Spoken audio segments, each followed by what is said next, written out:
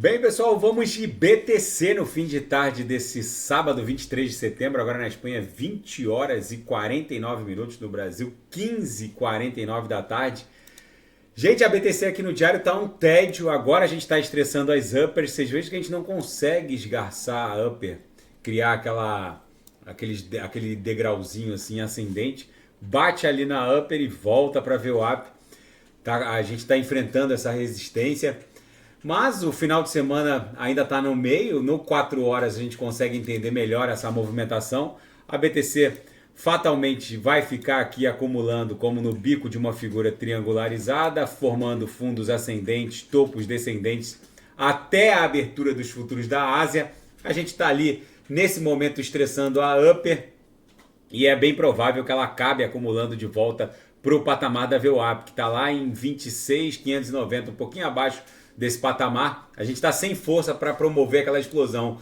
No diário, a BTC está sentindo aqui, se segurando no suporte, sentiu a base da nuvem, que foi aquele teste, aquele pump do dia 20 de setembro. A gente chegou a bater na máxima 27.483.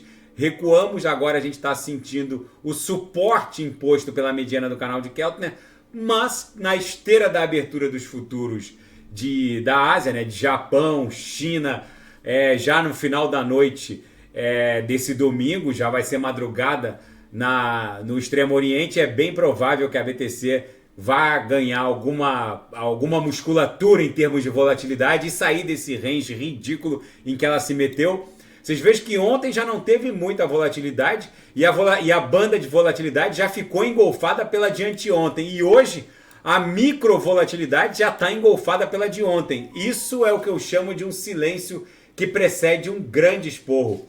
No semanal, a gente está em vias de desenhar mais um corpo real comprador, que vai ser o candle da semana que vai começar na segunda-feira. A gente vai concluir essa semana com um belíssimo corpo real comprador, depois de 1, 2, 3, 4, 5, 6, 7, 8, 9 candles vendedores no semanal. Isso aqui deve se desdobrar num pump espasmódico em direção a 40 mil dólares, já que o DXY, que mede a força do dólar norte-americano contra uma cesta de divisas, contra euros, francos suíços, libras esterlinas, ele vai cair como uma jaca, porque não tem mais para onde subir. O dólar está absolutamente sobrecomprado, o DXY mede a força do dólar contra uma cesta de divisas e ele deve cair para um patamar de 99, talvez 98, e é essa queda do DXY que vai impor essa pernada impulsiva da BTC. Na seara fática,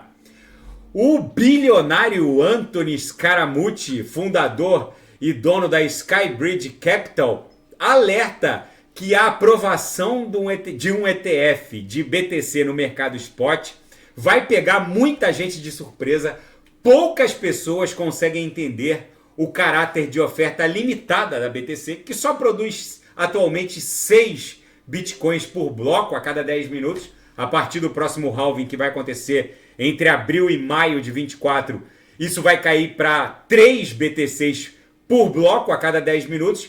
Quem consegue entender o caráter limitado e as qualidades únicas da Bitcoin vai conseguir antever o gigantismo do movimento que vai levar a BTC para um market cap que vai superar o market cap das Big Techs.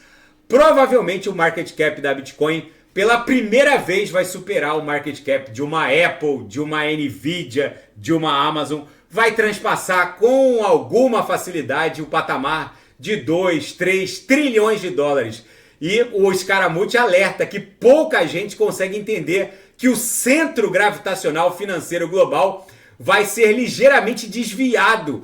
E a Coinbase, segundo essa empresa de análise on-chain, a Blockchain Arcan Intelligence, deteria ativos em torno de 25 bilhões de dólares. Só de Bitcoin, eles seriam detentores de 1 milhão de BTCs espalhadas por mais de 36 milhões de public addresses. Segundo a própria Coinbase, esses recursos pertencem aos clientes e eles usam a Lightning Network.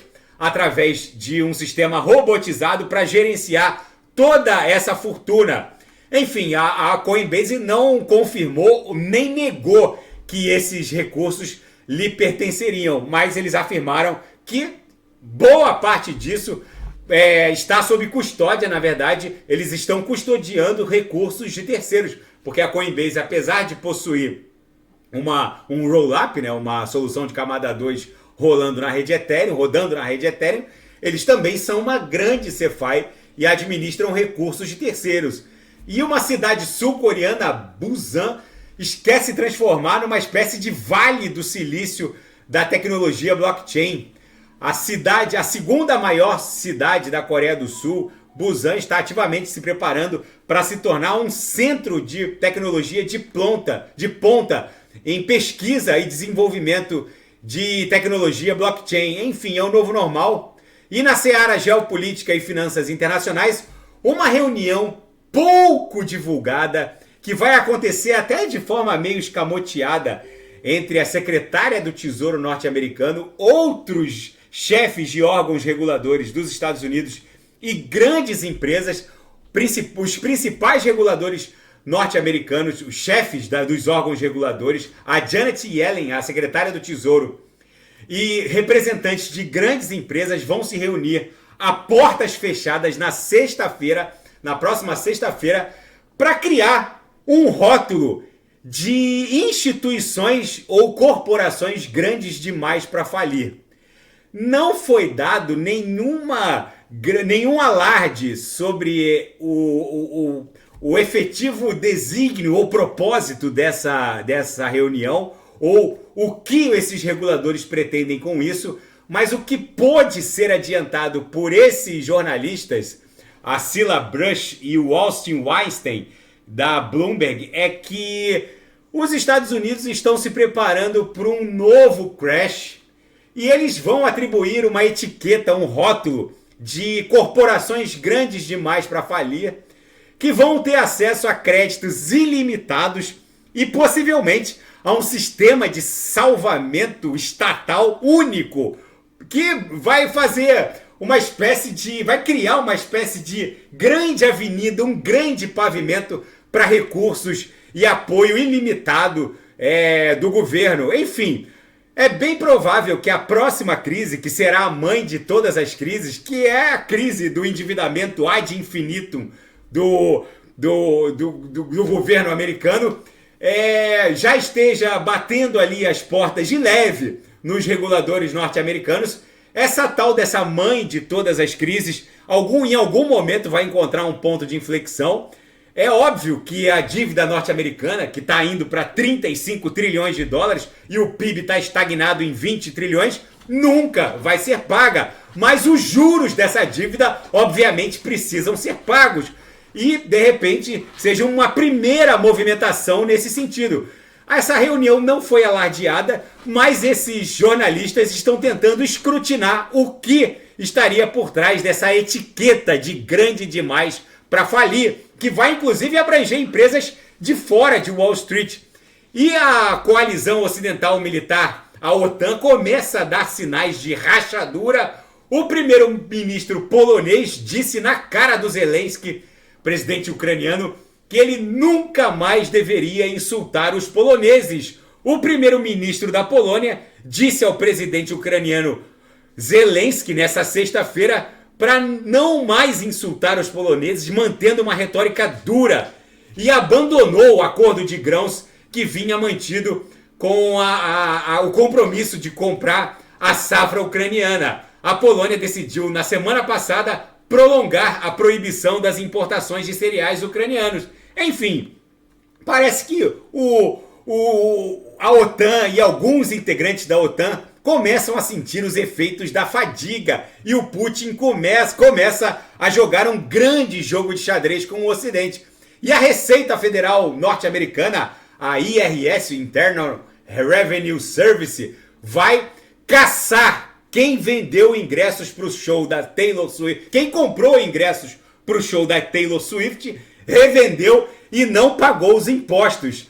Em uma grande mudança acerca da abordagem de como a Receita Federal norte-americana atua, eles estão usando a inteligência artificial para identificar quem teria comprado os ingressos, não comparecido ao show e revendido. Para quem não sabe, esses ingressos foram revendidos com ágio de até 1.900%.